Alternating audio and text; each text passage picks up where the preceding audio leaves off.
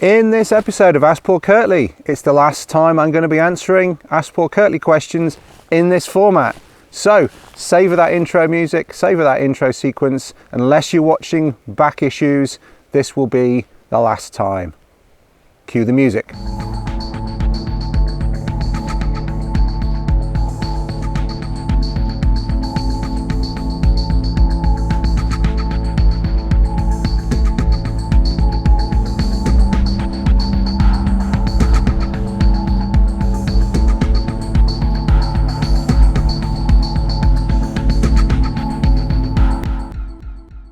Welcome to episode 80 of Ask Paul Kirtley, and I'm back in the northeast of England again, and I've stopped on my walk today. I've got my coffee, hot nice fresh coffee that I made back at my parents' house earlier on, and yeah, just out for a walk. It's not super cold, the wind's turned more northerly today, so it is colder than it has been, but ridiculously mild. I was hoping to get some canoeing done over the Christmas, New Year holiday period. I've been out once on the River Tees. The water levels are really low. It's unusually mild yet unusually dry for this time of year. So I've been doing more walking, which is good. I think this is one of the things about having different outdoor interests. You can always find something to do. And I think often it's a case of trying to decide what to do rather than not having anything to do. So yeah, it's been nice. I've been out walking. I've been out in the Lake District. I've been out on this side of the Pennines as well, on the eastern side, doing some walks, getting some material ready for blogs and things into the new year, and some of my online courses, getting some material ready for that. So it's all been I've been on holiday, but it's still been quite productive in that sense. It's been, I'm always going to be outside.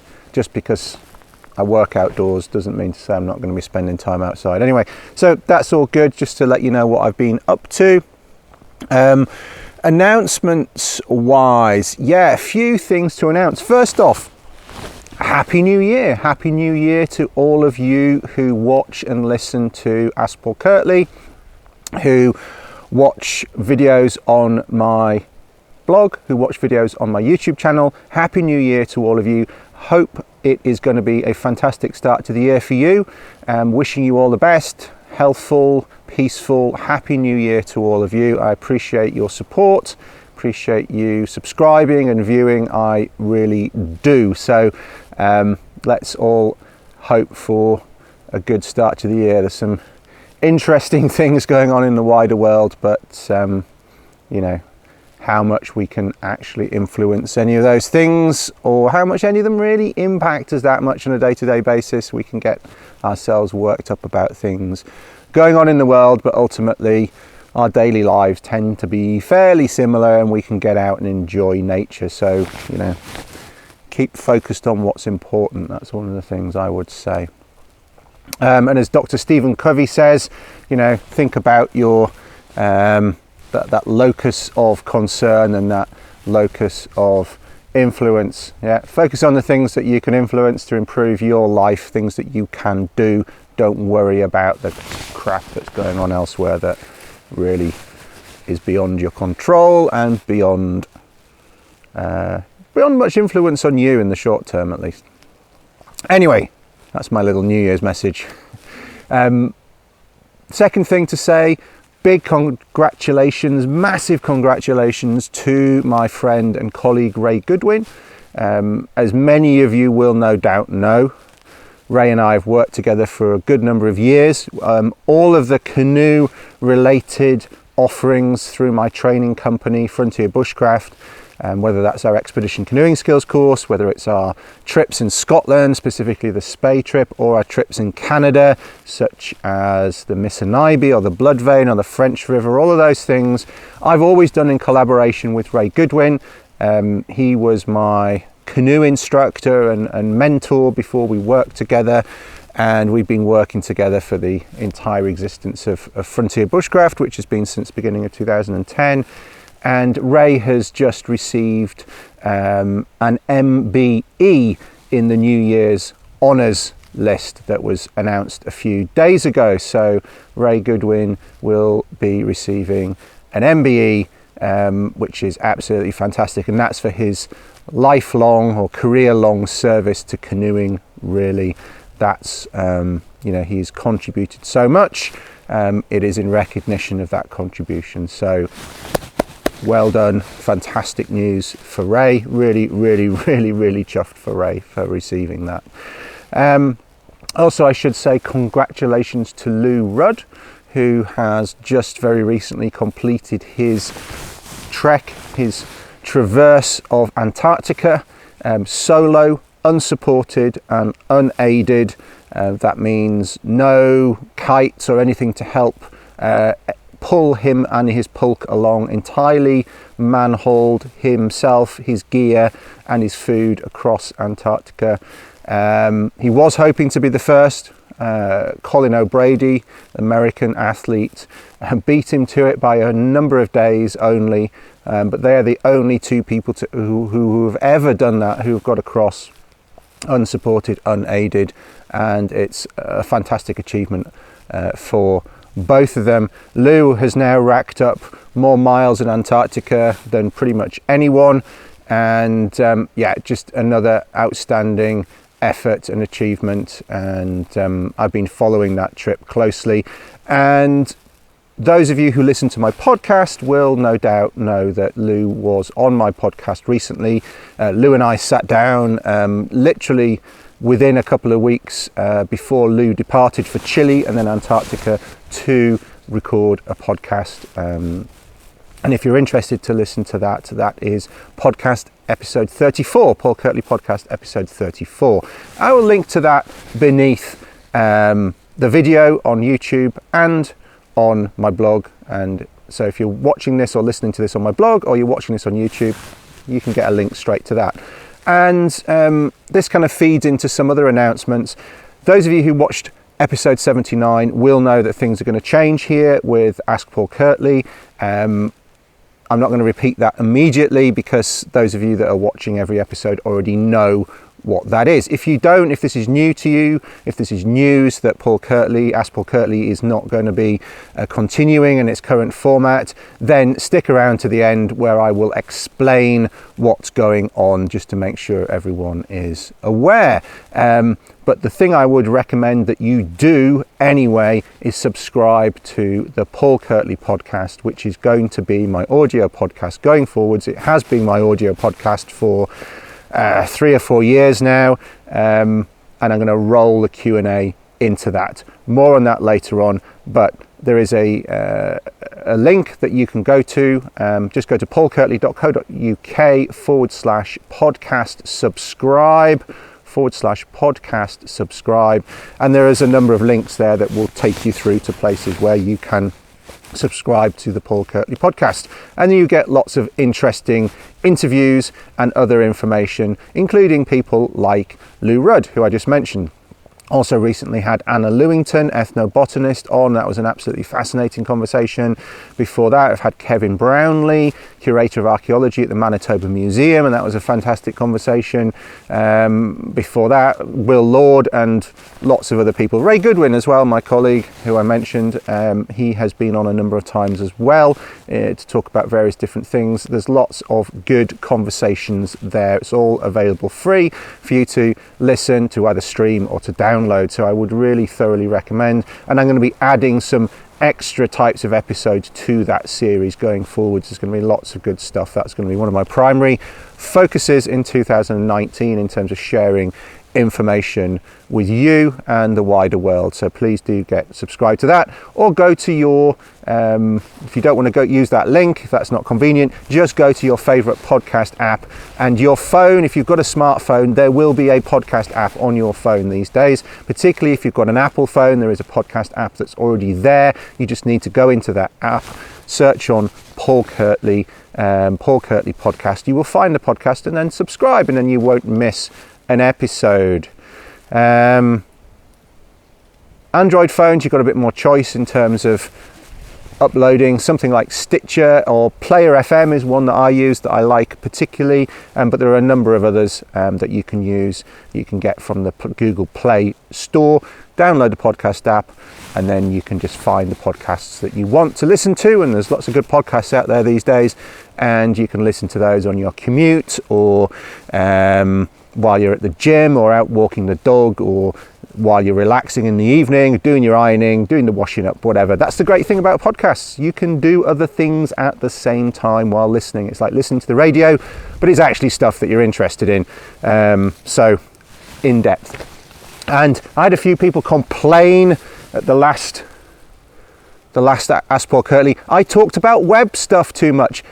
It's hilarious. It's my brain explodes when I get these types of comments. I'm not going to go into a massive rant, but you are sat on the internet, on your phone, on your laptop, on your tablet, consuming material on the web, and I'm talking about how to consume material on the web, and you're complaining about it. Think about what you're saying sometimes, people. It's like you're criticizing something that you're actively involved in. But anyway, yeah, there's some interesting people out there. Anyway, no doubt that will suck in some more hate from somebody, but you know, maybe have a hard think about your life before you start smashing people on the internet that are offering things for free, to try and share the benefit of experience, and also trying to guide people so that they can find things that's interesting to them. I'm sorry if that's offensive to you or wasting your time, wasting my time to leave stupid comments about it, but hey, anyway, let's not get too negative. Okay, anyway, few announcements there. Congrats to Ray, congrats to Lou. Subscribe to the podcast. Let's get on with the questions. First one via Twitter from Russ. And Russ asks, "Hi Paul, hope you're keeping well. I think you're doing a great job of promoting bushcraft and wilderness living skills. My question is, what inspires you most about being out in wild spaces? Thanks, Russell." What inspires me most?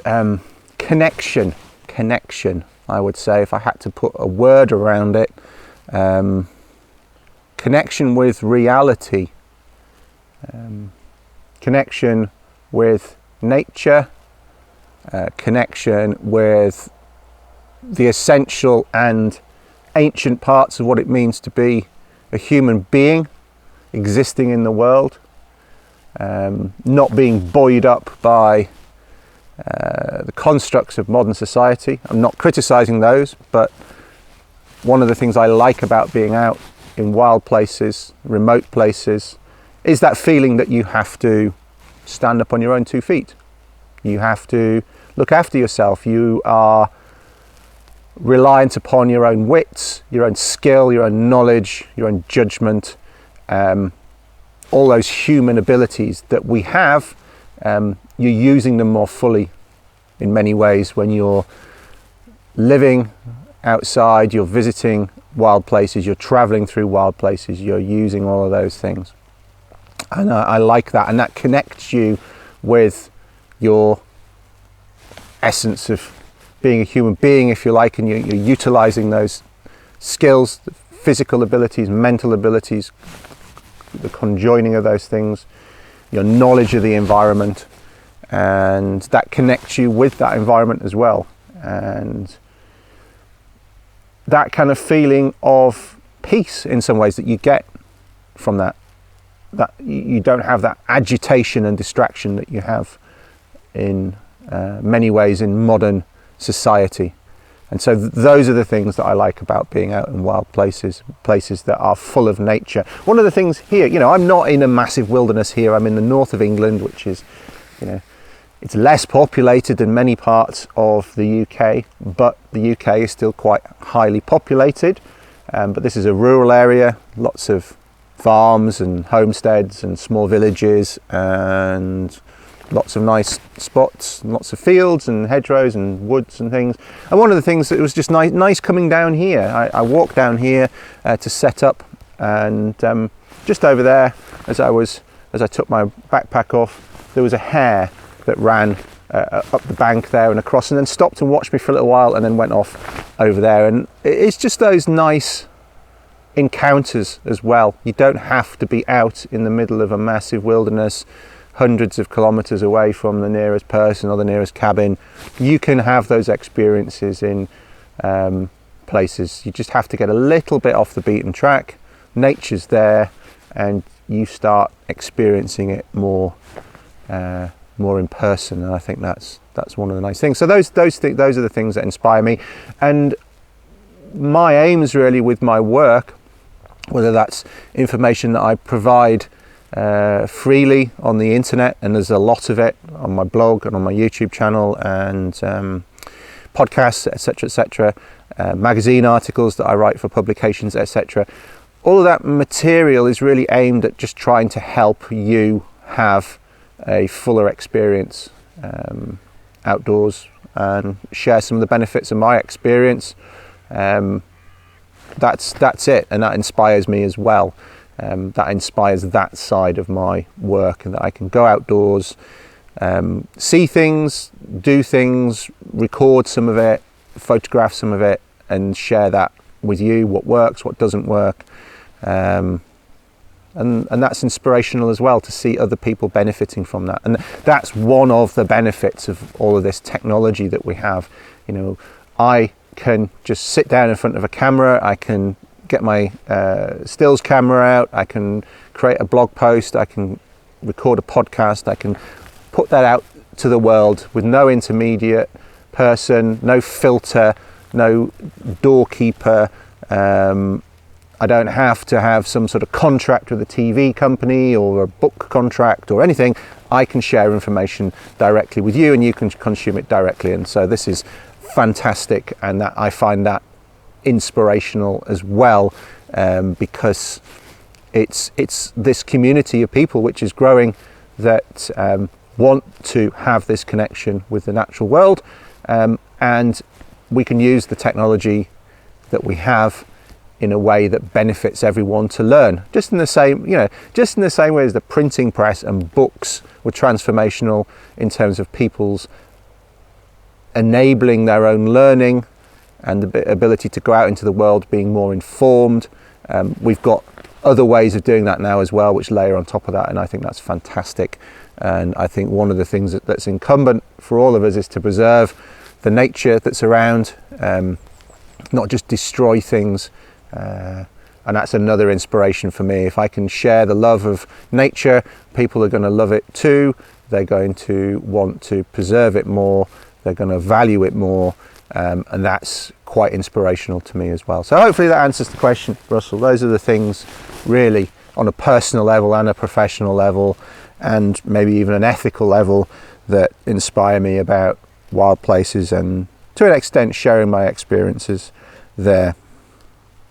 All right, carrying a lock knife. The reason I chose this is because I continue to see these questions being asked. Even though the answers are out there, the answers are clear, the answers have been discussed before on this, in one form or another on this Ask Paul Kirtley format, and they've also been talked about plenty of places on the internet elsewhere. But I just want to make one thing clear, because I had somebody being quite adamant with me about something recently, and I've seen it a number of times, and so I feel like I need to kind of push back against that a little bit in terms of thinking. So anyway, the question from Russell is, would carrying a lock knife while hiking for use in bushcraft type activities, firelighting, etc., be permissible under UK law, e.g. on Forestry Commission land? Wanting something a bit more robust than a Swiss Army knife. Well, there's a number of things rolled into that, Russell. One thing, first off, is that some Swiss Army knives do have locking blades, so that's something just to consider. In terms of the law, okay, and this is where, so I had somebody on Twitter telling me the other day that lock knives are illegal. You cannot own a lock knife. That's just bullshit. It is not illegal to own a lock knife. any more than it's illegal to own a kitchen knife, any more than it's illegal to own a screwdriver, okay? All of those things are equally non-illegal, right? They're all legal to own. Contrast that with a flick knife, or what you might call a switchblade, or a butterfly knife, for example. They are, in the UK, they are illegal because they are intended to be offensive weapons. They're intended to be concealed and presented quickly without warning, and they are really designed to be a weapon, and therefore they are illegal to own under any circumstances. Yeah, you can't justify owning those things in the eyes of the law in the UK. A lock knife, however, is treated differently. It's a folding blade with a locking mechanism that effectively is treated the same way as a sheath knife, which is also not illegal. However, those things can be, under certain circumstances, considered an offensive weapon, and quite rightly so. If you're in a nightclub or brandishing it in the middle of the local supermarket, yeah, that's inappropriate. Yeah, wearing it on your belt while driving down the highway, the motorway, that is not appropriate. You don't need it, and therefore it then is questionable whether or not that's appropriate. And it is actually, the legislation is clear on this. It's there on the internet. You can go and read it. And this is why I find the debate about this stuff somewhat bemusing. It's like, there is no debate. The legislation is very clear about offensive weapons, about the Criminal Justice Act. It is all there on the internet. Before you argue with people on the internet about what's legal and what's not, go read the legislation. Yeah, be informed, rather than just some pub knowledge that your mate told you and you argue with somebody on Twitter about it. What's the point? Yeah, so the point is, right, so if you've got a folding blade that's non-locking, that is less than 3 inches long, you have no reason to justify why you're carrying that. Yeah. For example, I have a Swiss Army knife in my pocket now. Yeah, Swiss Army Farmers, I think it is, with the metal scales, really robust. One of my favourite Swiss Army knives. Typically, I have that just in my pocket. Non-locking blade, less than 3 inches long. I don't need to justify to anybody why I've got that with me in the eyes of the law. However, as soon as that knife's got a locking blade, yeah, and the reason for this should be obvious, it's easier to use that as a weapon. If you try and stab somebody with a non-locking blade, it may well fold on your fingers. It's not as effective as a weapon. If it has a locking blade, then it's not going to close as easily, and therefore the law treats it slightly differently, which means that you need to have a justifiable reason for carrying it. And I think camping and outdoor activities is a justifiable reason. A rescue knife in your buoyancy aid when you're canoeing or kayaking is a justifiable reason. It's actually, you as a leader, in those circumstances, you would be negligent if you didn't have that essential piece of safety equipment on you. And as a practitioner, as somebody going out and paddling, you would probably be not doing yourself any favors whatsoever not having a rescue knife that's easily accessible. I carry one here in my buoyancy aid. It's openable with one hand. It has a serrated blade, and I can cut ropes and things with it with one hand if necessary. That's an essential piece of safety equipment. So it's entirely justifiable to have a locking blade in that circumstance. But as I say, if you're in the local pub, a local restaurant, nightclub, down the shops, don't really need it. Yeah. I can't think of really any circumstances where I'm going to need to deploy that. And that's kind of how and it's down to really, if somebody stops and searches you, a policeman, and security guards tend to think that they're the police. They're not. Yeah. If the police stop you, and why they would is another question. Yeah. But if the police were to stop you and discover you have a knife on you that's a locking blade, you need to have a justifiable reason for that. But it's still down to their judgment as to whether or not that they're going to kind of pursue that, or kind of go, yeah, okay, fair enough. Now, the second part of the question is, you asked about Forestry Commission land. Well, any privately owned land, and I would include Forestry Commission land in that effectively, to do certain things, to go onto that land and start chopping things and carving things and lighting fires, which was kind of the underlying premise of the question in some ways, you may well need landowners' permission for that. And so even though you'd be justified in saying, well, I have this tool for doing this thing, it's like, are you allowed to do that thing on the land where you're doing it? And that's the other part of the question. That really hasn't got much to do with the tool. It's got to do with the activity that you're doing. And it's the same with any private land. You know, it's not just something that's peculiar to the UK. If you go onto somebody's land and you start chopping trees, vegetation, setting fire to things, they might not take kindly to that, and there are laws around those things, and you need to look at the rules and regulations around that. National parks can be different, provincial parks can be different, what the rules are around those things. And again, wherever you go, wherever you are in the world, you need to look into what the rules are, the bylaws and the laws of the state, of the province, of the country. That's just what you always have to do. But the question about lock knives, I hope that has answered that question. Yeah, they are not illegal to own, they're legal to use, but you need to have a justifiable reason for having it on you so that the law doesn't think you're just carrying a weapon. Fair enough.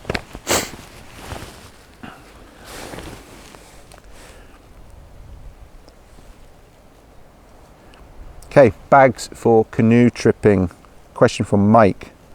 Hi Paul, I'm new to canoe tripping and have learned a huge amount from your blogs, so thank you. I just wondered why people use a 2-bag setup, portage bag and a day bag, rather than just 1 bag as you normally would. Many thanks, Mike. Well, I think by normally, I think you probably mean backpacking as opposed to normally canoeing, because a lot of people do use 2 bags. And this is not a new idea. You know, if you look at Bill Mason's books, that concept is there. Some of it's to do with loading gear and trimming your boat. So, you know, you've got your camping gear, you've got spare clothes, you might have camp boots for wearing in camp, you know, a tarp, a tent, you know, all that sort of thing. You don't need that during the day.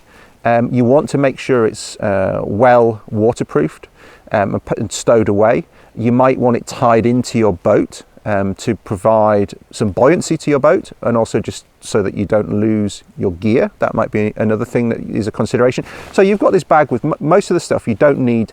You don't want to be going into that bag then just willy-nilly. You know, I want to drink a water or drink a coffee, I need to get my flask or my water bottle out, I need to put a warmer layer on, want my waterproof. It's much easier to have those things that you want to hand, small first aid kit, head torch maybe even, have those things in a day bag, so you've got your day bag accessible that you can get into, snack maybe, drink, waterproof, hat, whatever it is, sunglasses, all that sort of stuff is just there, things that you're likely to need during the day. All the other gear, the bulkier stuff, sleeping bag, put away in, you know, a number of dry bags so it doesn't get wet. You don't want to be unpacking into that necessarily. All the camp gear you will probably want in a separate bag, and then you can stow that. You can keep your boat trimmed. You can keep everything waterproofed and secured. You'll have a wanigan perhaps as well, or a kitchen box, or a kitchen bag. That is also going to want to be, you know, closed up, left there most of the day. It's not something you need to necessarily get into. So it's about the practicalities of traveling by canoe, keeping the boat trimmed, keeping things accessible that you need to have, but also then just keeping things stowed away that you don't need to have during the day and then might need in camp in the evening. So that's why. Not a new concept. A lot of people do it, and it's then not so hard to portage. You've got a portage pack with your main gear. You've got a day bag which you can just double load, chuck it on top of your portage pack, or maybe carry it through when you're carrying the boat through. You might take your portage pack, your paddles, other bits and pieces through on the first trip through the portage. You come back for your boat, put your day pack on, put the boat on your shoulders, walk through, all your gears through. So again, it helps move things around like that as well. The other thing I would say about, you know, portage packs is they tend to be bigger in volume than a rucksack, even if you're only taking the same amount of gear in terms of camping equipment, sleeping bag, tarp, etc., because you're going to be packing some things into dry bags which necessarily have some air in them, so they're bulkier, there's more volume, and you tend to have a pack that is a higher volume than you would have a backpacking rucksack, for example. And then the other thing is that portage packs tend to be a different shape to backpacks as well. This is kind of getting off topic of the question, but just to give you a fuller picture, both in terms of them tessellating and fitting nicely into the boat, along with other packs that are designed to fit into the boat, and also in terms of how high they sit on your shoulders. So you can, if you want, double load, or you can, if you want, put a canoe on the yoke on your shoulders and carry that through while having the portage pack as well. Whereas a backpacking rucksack tends to be narrower and taller, but then the height of that backpack is going to hinder your ability to put other things on your shoulders, or a boat on your shoulders. So you tend to use a specific portage pack that's designed for the job, that's the right volume, that's going to fit into the boat nicely, and then having a day pack to go along with that so you can access the things that you need is a really really handy system, and that's why a lot of people use it.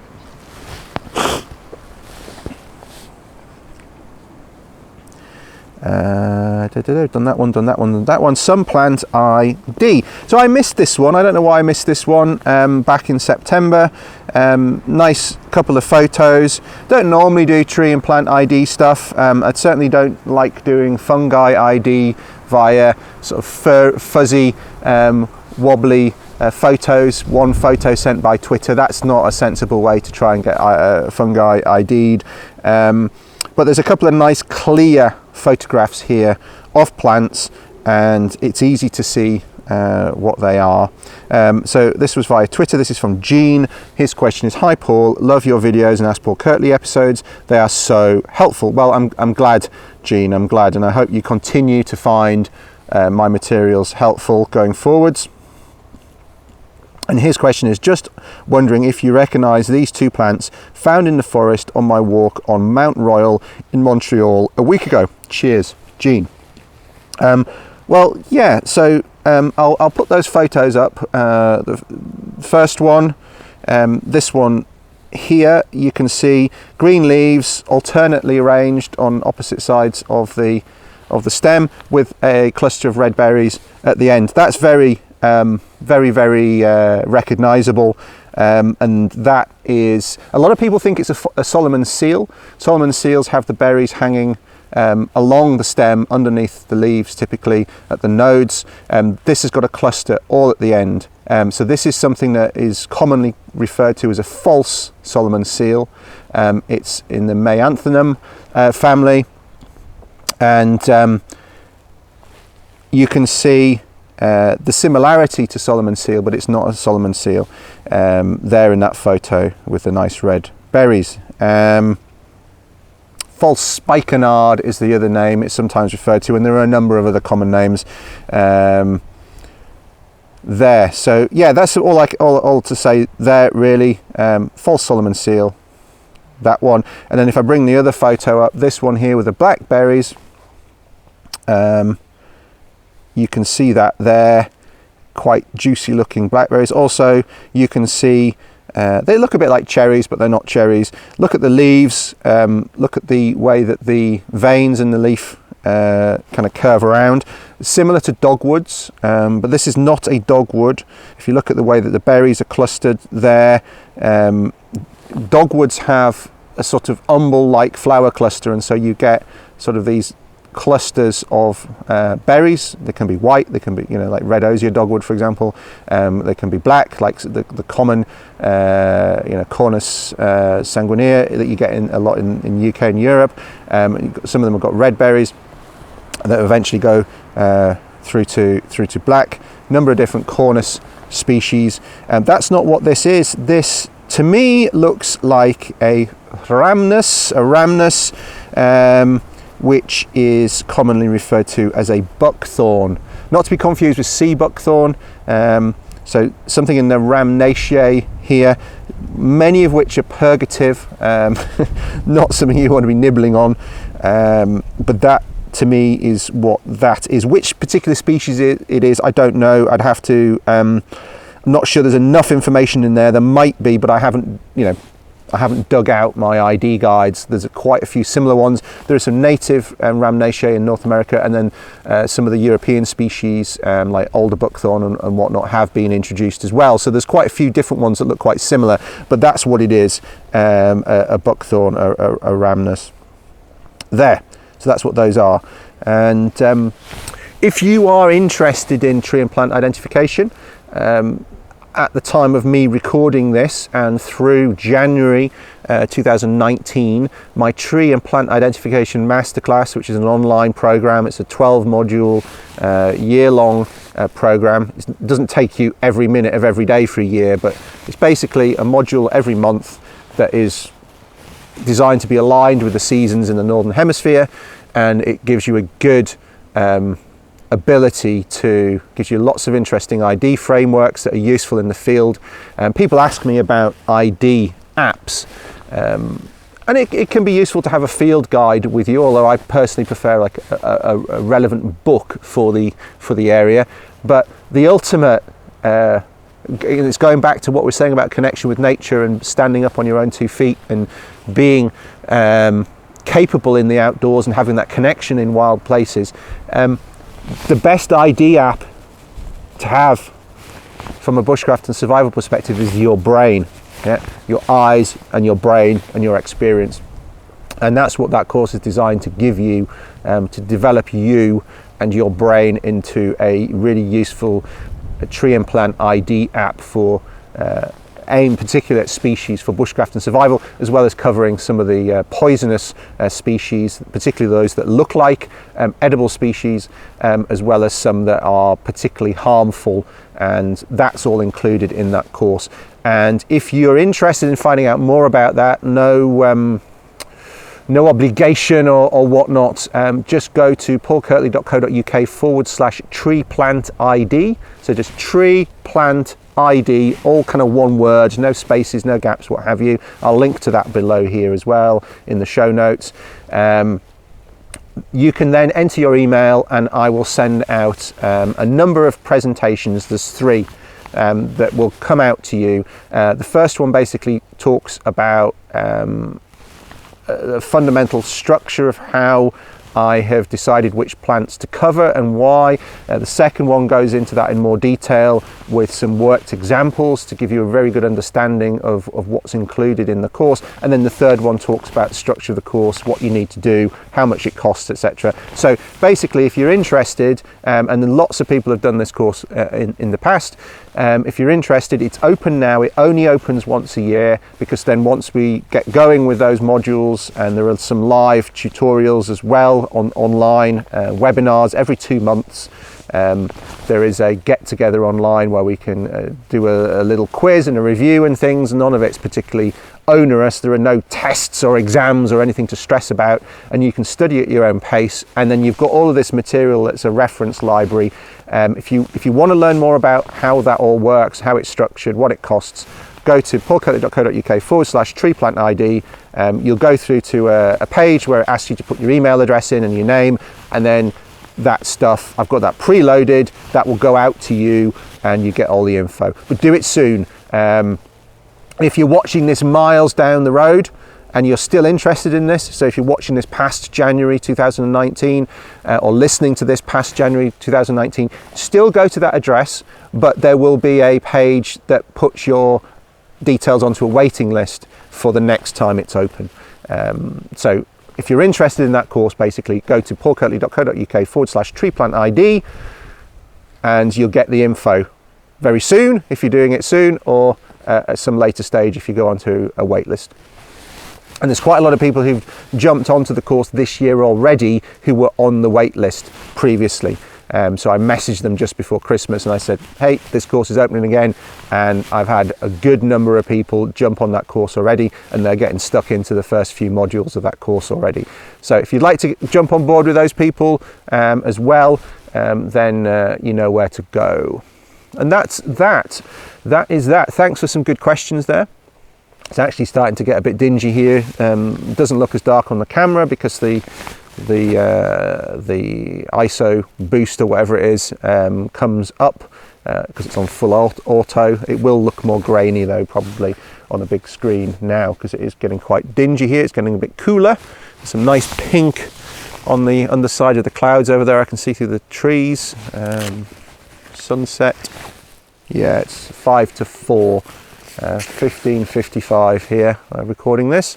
So the sun is below the horizon now. So I will make my way, but the last thing to say is about Ask Paul Kirtley.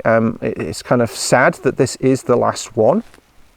I've done 80 episodes now. I've done it for a number of years. Not so many this last year, over the course of 2018. I think I've only done about 10 over the course of 2018 into this one.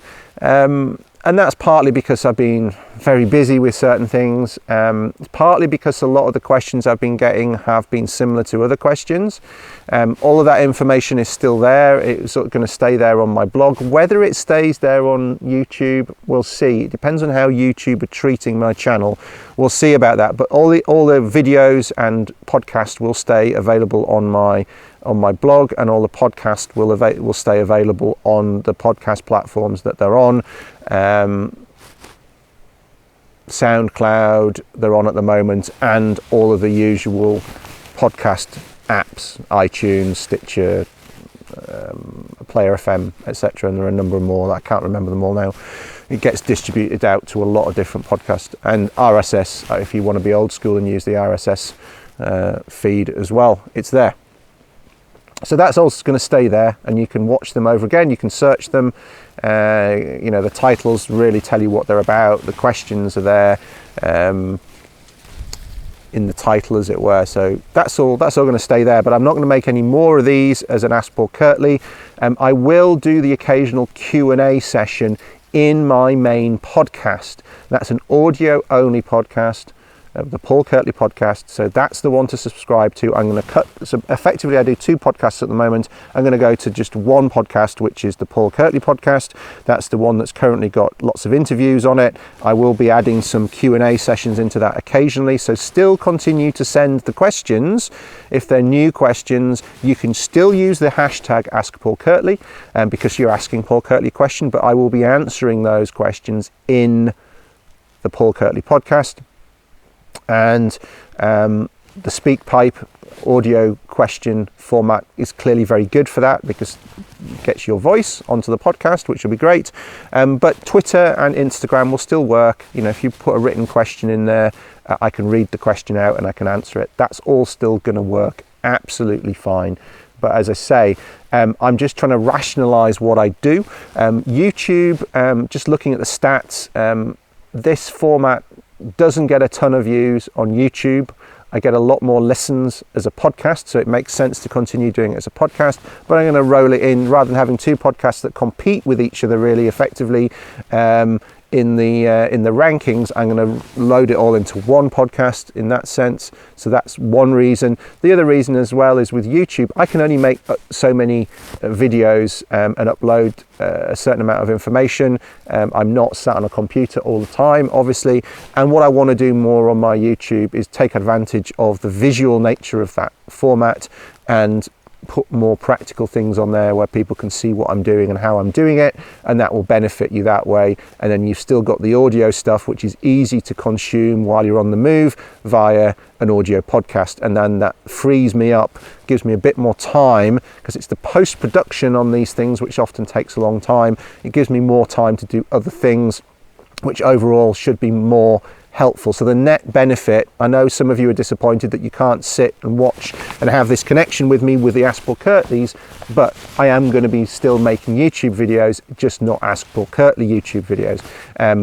That's really the only way. There's only one of me, there's only so many hours in the day, and I also need to optimize what I put out so it works on the different platforms. This audio, it's basically an audio format on YouTube doesn't really work. Just look at the stats, less than 2,000 views on many of the episodes, and it's not getting any higher.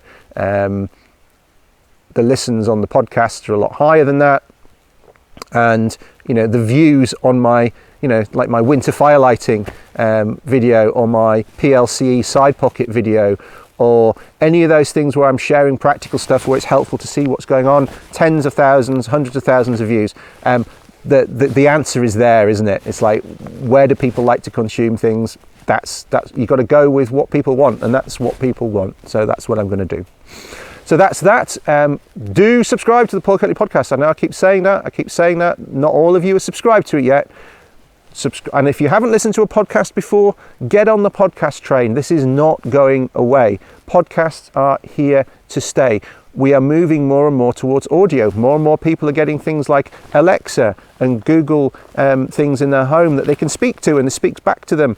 And, you know, we're on the move more and more. You've got phones with the capacity to hold podcasts in there that you can listen to, and there's some really good niche information out there that you can listen to. So as well as, you know, trying to promote the Paul Kirtley podcast, because it's good, I'm also going to try and promote podcasts generally, because they're a great way of getting information into your brain in an efficient way. There's no way that a lot of people have got the time to sit down and watch a YouTube video for 2 hours. Whereas, you know, over the course of a week on your commute to work, driving, walking, on the bus, on the train, however you, even on a plane, you know, if you travel a lot for business, you can listen to podcasts while you travel. It's a great format for getting lots of interesting information and insight, and I'm fully behind it.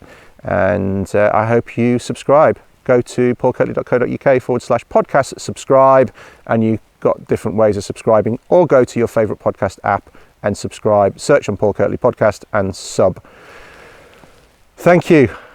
I know I've repeated myself there a lot, but this is the last opportunity in Ask Paul Kirtley for me to say those things. Thank you to your continued support for Ask Paul Kirtley. I know some of you are disappointed that this is ending, and it's, you know, those of you that are most wedded to this, that I'm most sorry, but I also think if you like this, you'll like the other things that I'm going to do. So it's not all bad. Thank you for your support. Thank you for your continued support. If you're watching this on YouTube, there's no reason not to subscribe. Yeah, there's going to be some good stuff coming. So hit that subscribe button and keep an eye out for those videos that are coming with more practical stuff in there. Right, I'm going to head off, finish my walk before it gets dark, and I wish you a great start to 2019. Here's to lots of adventures, some great times out in nature, and I hope my materials, articles, podcasts, videos will help you with your outdoor life, and you know where I am if you've got questions. Take care. Cheers.